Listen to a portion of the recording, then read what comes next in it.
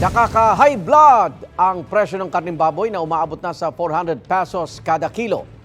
Live mula sa Marikina City, may unang balita si EJ Gomez. EJ!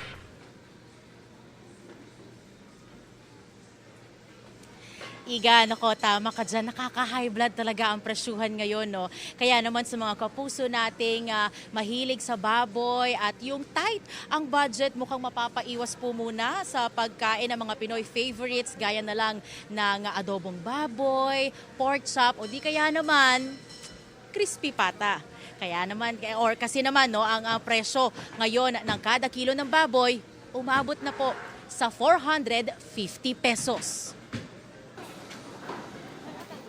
Dito sa Marikina Public Market, aabot sa hanggang 100 pesos ang itinaas sa kada kilo ng baboy depende sa parte. Ang liempo halimbawa, 450 pesos ngayon, na dating 350 pesos ang kada kilo. Ang kasim, 380 pesos ang bentahan na nasa 280 pesos dati. 60 pesos naman ang itinaas sa kada kilo ng pork chop na ngayon ay nasa 380 pesos. Sa ribs, 80 pesos ang dagdag presyo. Mabibili yan ngayon sa 400 pesos. Ang kada kilo naman ng pata, 300 pesos na dating 250 pesos lang. Ayon sa mga nagtitinda, konti ang nag-aalaga ng baboy. Kaya mahal. Tsaka mahal talaga ng mahal ang ng supplier. Shorted daw po yung baboy ngayon kaya tumataas po yung baboy. Wala pong makuha po na tawid dagat. Opo.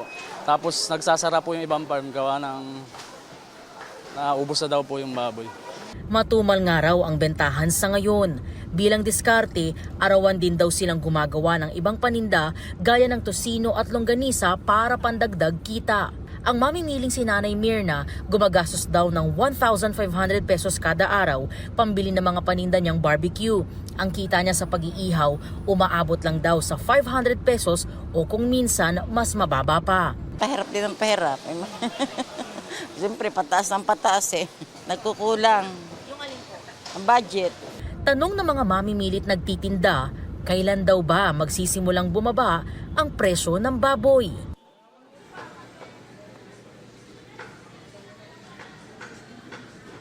Igan, ayon doon sa mga nakausap nating vendor, tuwing weekend o kung may okasyon na lang daw sila, medyo nakakabawi sa kanilang kita dahil yun daw yung mga panahon na mas dumadami kahit papaano yung mga bumibili ng baboy sa kanila. Kwento naman ng mga nakausap nating mga mamimili, pag di talaga mapigilan yung kanilang craving sa pagkain o pagluluto ng mga putahing baboy, ay dumidiskarte sila. Babawasan na lang daw nila yung dami ng bibilhing baboy at dadagdagan ng ibang sangkap gaya na lang ng mga murang gulay. At yan, ang unang balita mula rito sa Marikina City. EJ Gomez para sa GMA Integrated News. Igan, mauna ka sa mga balita, mag-subscribe na sa GMA Integrated News sa YouTube para sa iba't ibang ulat sa ating bansa.